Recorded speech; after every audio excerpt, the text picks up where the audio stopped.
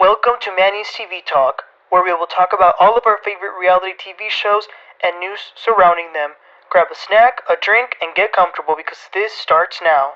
You rent your f***ing life. Everything about you is fake. You're a f***ing fake bitch. You can leave. Yo, what is up, everybody? Welcome back. Today we're going to be talking about the new episode of The Real Housewives of Salt Lake City, episode 3 of season 4. Listen, guys, Tuesday night might be my favorite night of the week so far because these episodes from this new season are coming in hot. And when I tell you guys that this episode in particular, there was not a boring moment from the moment it started until the hour ended. It was really good television, I'll just say that. But let's get started. So we pick up with this wonderful trip that Meredith planned for the girls at Palm Springs. So the women are arriving at the motel that they're staying in. They were being introduced to the hotel by the host, but when the host said that the other girls are already here, Whitney and Angie come out, and Meredith, well, really all of them were in shock because the audacity to come on a trip that you were not invited to and you didn't tell anyone.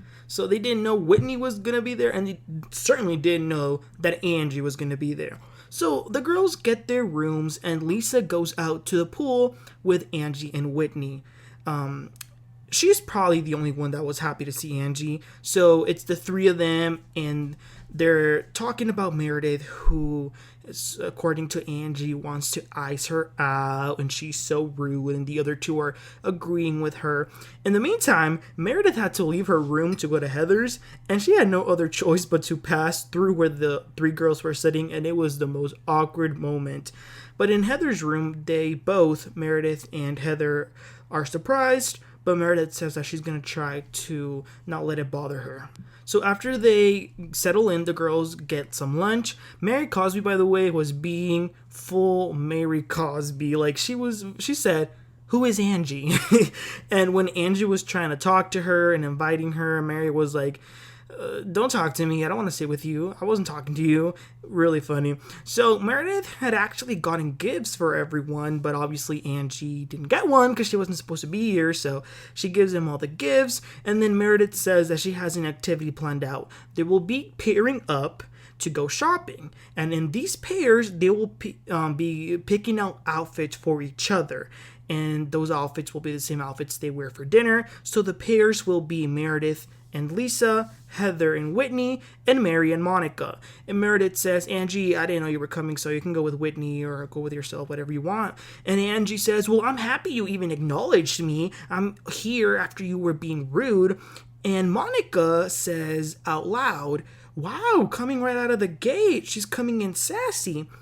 Angie heard that. So after lunch, Angie tells Monica that she's mad that she made that comment because technically she's coming in as Angie's friend, so she feels like there is some loyalty that needs to be given there. But Monica says, "Well, you were being rude to the hostess." Thank you. She's right. She was being very rude.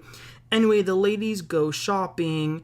Angie did end up, tagging along. But I have to say, the Monica and Mary duo is something I need to see more of because we know Mary isn't just friendly with anyone, but Monica was being really likable and Mary likes her and they were having fun dressing up. I really liked it. The other ladies are doing the same thing at another store, and again, these outfits will be what they wear for dinner. So after that, they are now in the van, and Lisa Barlow won't shut up about the ring she lost, but mainly she's complaining now about the outfit Meredith picked out for her. She's saying, "Oh my gosh, I can't believe I'm going to a 5-star restaurant wearing this. I will never play dress up again. I planned outfits for this trip." Damn, what a buzzkill. And on top of that, you gotta realize Meredith picked the outfit for her, so it's also rude in that sense. And it's really not that big of a deal. Like, wear it and shut up. You're not being forced to wear it an entire day. It's so childish. Like, come on now. So they finally get to dinner. Most of the table ordered espresso martinis. And then Whitney decides to play a game. Say something we don't know about you. And they're just saying like cute, fun, little innocent things like, I like to journal, I'm into birds, I'm sensitive, I used to come to Palm Springs to visit my grandparents. But then Monica says, y'all are boring. I was effing my brother-in-law for 18 months. The whole table is kind of like shocked. But this is my problem with Monica. I like her. She seems nice, funny, she's pretty. I get why the guy cheated. I'm just kidding. But she is pretty, but I don't understand how you can just so freely and with a smile on your face say that you cheated on your husband with an in-law. It's so bizarre to me. Then Whitney decides to play another game. She called it fruity cold. I don't even know. But basically what the game was is that you gotta, to the person next to you, say something positive about them and something negative. I guess that's just how I would explain it. Heather goes first and she says to Angie K, well, we go way back. We went to school together, but I don't trust you. Then Lisa was like, what do you mean? Why would you say that? So Heather is forced to explain, and she basically feels like Angie doesn't care about friendships and she likes to go where the cool people are. Because at first she was all in for Jen, then she flip-flopped all the way for Lisa. So it's something that she's kind of cautious about. Then Meredith says to Whitney that she likes that sometimes her intentions are positive, but before she's even able to finish the statement, Whitney says, oh, you're probably mad that I brought Angie, aren't you? And she says, well, no, I was going to say that you should be a better communicator. But Mary does throw Meredith under the bus and says, well, you said you weren't happy about it earlier. And Meredith says, yeah, I did, but I'm not going to be addressing that right now. So then it's Monica's turn, and she has to say something about Lisa. And she says that the negative thing is that, she's going through a divorce, she's struggling. So to hear Lisa talk about the $60,000 ring over and over and over again was just a little bit insensitive for her. That she should be a little bit more cautious. Lisa says that she didn't talk about it that much, but the shady editor showed the multiple times that she did talk about it. And Lisa says, well, you have what I have. And Monica says, no, I don't have $60,000 rings. Like, I probably have $100 rings. And I get both sides. I mean, of course, I get what Monica's saying, but I do understand that Lisa, of course, she's going to be upset that she lost her ring. But what I did not like was that in her confessional, Lisa says, well, when you can afford $60,000, you will feel my pain. That was very mean and classist. So then Angie proposes a cheer and says a word that is encompassing of this trip is fake. So she's already starting the mess. But then Meredith says, you publicly said you were never going to be friends with me, so why did you even want to come? And Angie says that's not true, and that Meredith was making her feel bad, and that Meredith was rude. So Meredith says, well, goodbye. You can go if that's how you feel. I really don't care. And Angie says, well, I helped you so much when you were calling me about a house and asking me all these questions, this and that.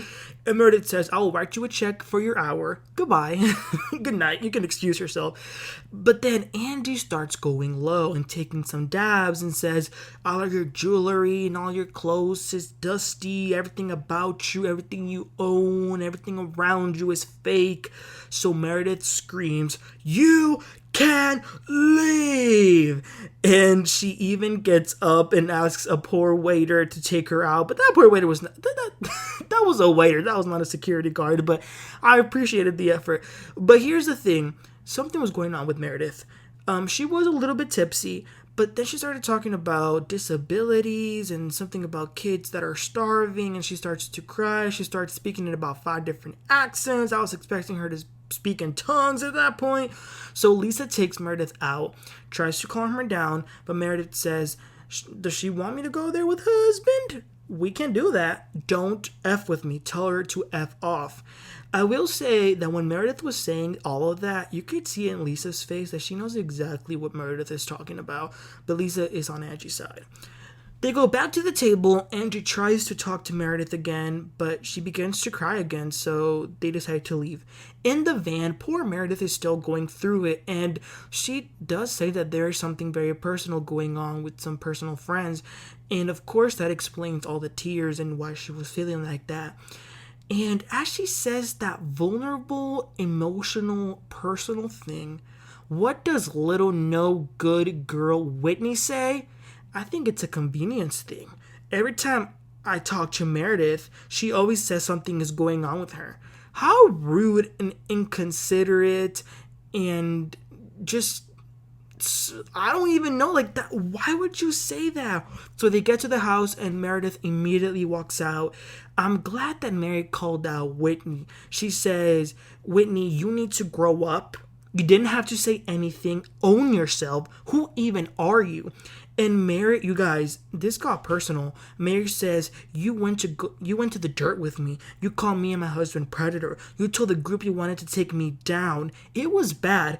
And these are definitely old wounds. So I'm glad that they're talking about it, because you guys gotta remember, when Mary left, that she didn't show up to the reunion, a lot of stuff was being, like, Lisa and Whitney were doing a lot of stuff with Mary. So for them to just expect us to forget about it, I'm glad that Mary is calling Whitney out. And Whitney didn't really have anything much to say. And then Heather throws up very badly on the van. And that was the end of the episode. Let me just say, though, if I was going through something very sad, it was obviously sad because I was in tears, and I share it, and some